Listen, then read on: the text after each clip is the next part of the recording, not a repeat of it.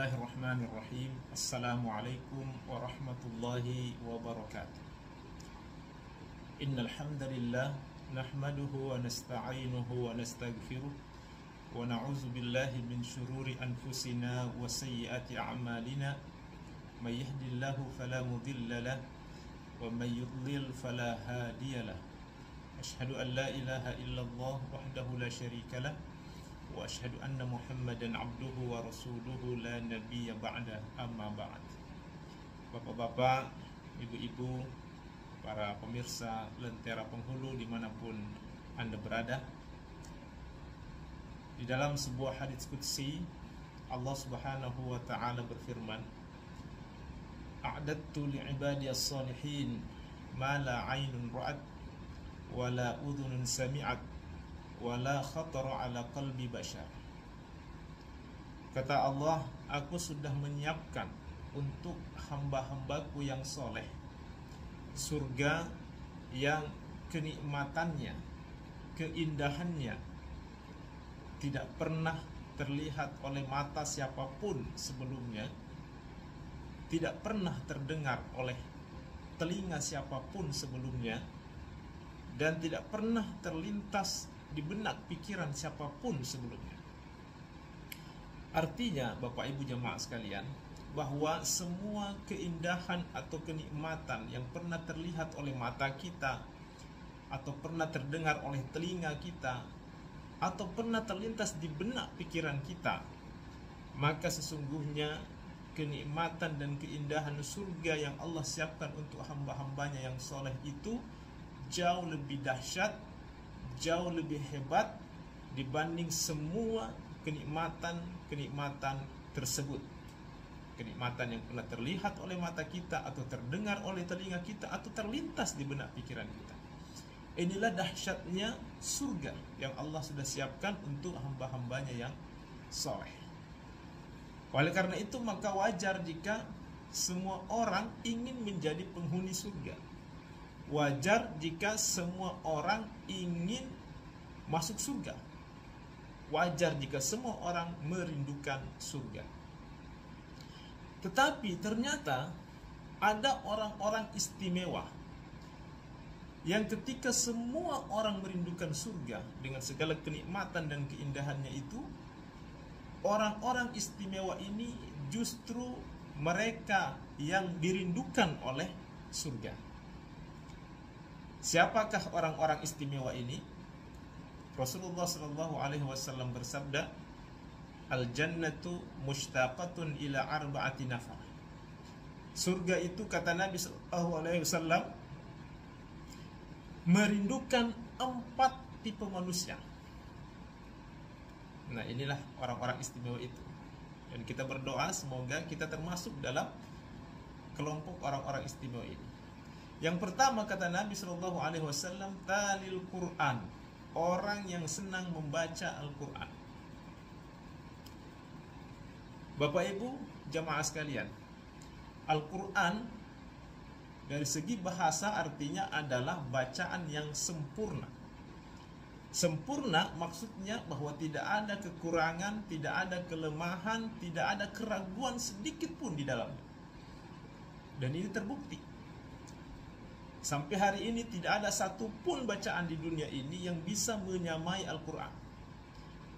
Tidak ada satupun bacaan yang bisa seperti Al-Quran yang dibaca oleh jutaan manusia di seluruh penjuru dunia, yang meskipun mungkin banyak di antara mereka yang membaca itu tidak paham apa arti yang dibacanya, tapi luar biasanya sebab mereka tetap bisa menghafalkannya.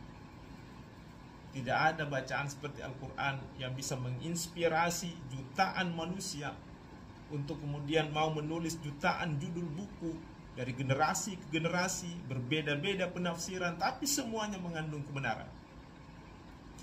Al-Quran ini adalah mukjizat terbesar yang Allah Subhanahu wa ta'ala turunkan kepada Rasulullah Muhammad SAW, yang kemudian beliau wariskan kepada kita semua umatnya sampai hari ini. Maka siapa yang membaca Al-Quran, Al-Quran akan datang pada hari kiamat mencarinya dan memberikan syafaat kepadanya.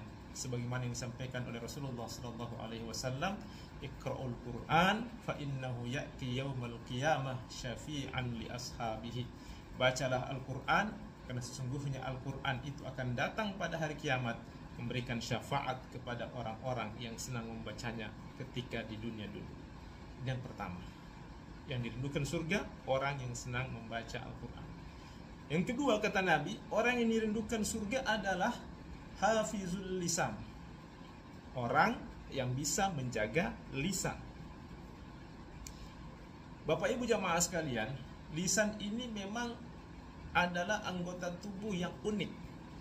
Dia tidak bertulang, kecil bentuknya, tetapi besar efek yang bisa ditimbulkannya. Kita bisa lihat banyak perkelahian, banyak perselisihan, pertengkaran, bahkan sampai pembunuhan, itu hanya karena faktor lisan yang tidak bisa dijaga. Dan menjaga lisan memang bukan perkara yang ringan, karena kita bisa lihat banyak orang, mungkin dia rajin berjamaah, dia tidak berzina, dia bisa menjaga pandangan mata, dia tidak makan harta riba, tapi sayangnya lisannya juga tidak bisa dijaga. Tidak usah jauh-jauh lah, kita yang punya medsos, setiap hari kita bisa menyaksikan hampir ada saja, selalu saja ada orang yang saling caci maki, saling menghujat, saling sumpah serapah. Padahal bukankah Al-Quran sudah mengingatkan kepada kita, la yaskhar qaumun min qaumin asa ay yakunu khairan minhum. Janganlah satu kaum itu mencaci maki kaum yang lain, karena boleh jadi yang dicaci maki itu jauh lebih mulia dibanding mereka yang mencaci maki. Maka ada satu resep dari Rasulullah SAW bagaimana supaya kita bisa selamat dalam menjaga lisan. Beliau berpesan, "Man kana yu'min billahi wal yaumil akhir falyakul khairan aw liyasmut." Siapa yang beriman kepada Allah dan beriman kepada hari akhirat, maka hendaklah dia berkata yang baik-baik saja. Kalau tidak bisa, maka diamlah. Jadi kita harus pastikan bahwa semua kata, setiap kata yang keluar dari lisan kita itu adalah kebaikan. Kalau tidak bisa kita pastikan, maka sebaiknya kita diam saja. Nah, ini yang kedua, yang dirindukan surga adalah hafizul lisan, orang yang bisa menjaga lisannya. Yang ketiga, yang dirindukan surga kata Nabi SAW, mut'imul ji'an, orang yang senang memberi makan kepada orang yang kelaparan. Bapak Ibu jamaah sekalian, memberi makan ini dalam ajaran agama kita merupakan salah satu kategori amal jariah. Amal jariah adalah amalan yang pahalanya akan terus mengalir sepanjang dia masih terasa manfaatnya. Ada beberapa amalan yang masuk kategori amal jariah, termasuk misalnya membangun masjid. Sepanjang ada orang yang sholat, ada orang yang beribadah di masjid itu, maka sepanjang itu pula pahalanya akan terus mengalir kepada orang yang memiliki andil dalam pembangunan masjid tersebut. Membangun jembatan, membangun jalanan, membangun madrasah, semua itu adalah amal jariah.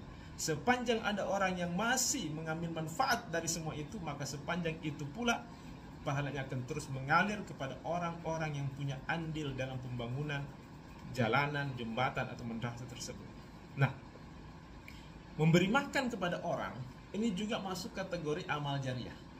Kita berdasar pada hadis Rasulullah SAW, "Ma wudi'a ta'amun illa wada'allahu fihi barakah." Kata Nabi, tidak ada satupun makanan yang dihidangkan kecuali Allah jadikan ada bagian dari makanan yang dihidangkan itu yang merupakan berkah. Dan kita tidak tahu di bagian mananya. Itulah kenapa orang-orang tua kita dulu selalu berpesan, kalau makan habiskan, jangan disisa, karena boleh jadi yang disisa itu itulah berkahnya. Nah, berkah di sini menurut para ulama bahwa sesuatu yang menjadi berkah ini dia akan menetap di tubuh orang yang mengkonsumsinya sepanjang dia hidup, dan itu akan menjadi sumber energi bagi dirinya. Jadi memang di antara makanan yang kita konsumsi itu ada yang keluar lagi bersama dengan kotoran, tapi yang berkah ini dia akan menetap di tubuh kita dan itu akan menjadi sumber energi sepanjang hidup kita. Sehingga kita bisa bayangkan, Bapak Ibu jemaah sekalian, kalau kita memberi makan kepada seseorang, kemudian dengan wasilah makanan yang kita berikan itu, dia bisa bertahan hidup dan melakukan kebaikan-kebaikan, amal-amal soleh, maka semua kebaikan, semua amal soleh yang dikerjakannya, pahalanya juga akan terus mengalir kepada kita dengan wasilah makanan yang kita berikan. Itulah kenapa dikatakan bahwa memberi makan ini masuk kategori amal jariah. Maka orang-orang yang senang memberi makan, senang mentraktir temannya, apalagi tanggal tua, ini termasuk orang-orang yang banyak amal jariahnya, termasuk orang-orang yang dirindukan surga. Yang keempat, Bapak Ibu jamaah sekalian, orang yang dirindukan surga adalah shaim fi syahri Ramadan, orang yang berpuasa di bulan suci Ramadan. Jamaah sekalian, bulan suci Ramadan yang saat ini kita sedang berada di dalamnya, ini adalah bulan yang memiliki begitu banyak keistimewaan. Maka siapa yang beruntung masih dipertemukan dengan bulan Ramadan, kemudian dia mengisinya dengan puasa semata-mata karena Allah, dia menghidupkan malam harinya dengan qiyamul lail, dengan tilawah, dengan tadarus, dengan ibadah-ibadah semata-mata juga karena Allah, maka Rasulullah SAW memberikan kabar gembira kepadanya, akan diampuni semua dosa-dosanya yang telah lalu. Man shoma ramadhana imanan wa ihtisaban. Dalam hadis yang lain dikatakan, man qama ramadhana imanan wa ihtisaban, ghufira lahu ma taqaddama min dzambi. Inilah Bapak Ibu jamaah sekalian, 4 orang istimewa yang ketika semua orang merindukan surga dengan segala kenikmatan dan keindahan yang luar biasa itu, orang-orang istimewa ini justru merekalah yang dirindukan oleh surga. Dan sekali lagi kita berdoa, semoga kita termasuk dalam kelompok orang-orang yang istimewa ini. Orang yang senang membaca Al-Quran, orang yang bisa menjaga lisan, orang yang senang memberi makan, dan orang yang berpuasa di bulan suci Ramadan. Aqulu qouli hadza, wassalamualaikum warahmatullahi wabarakatuh.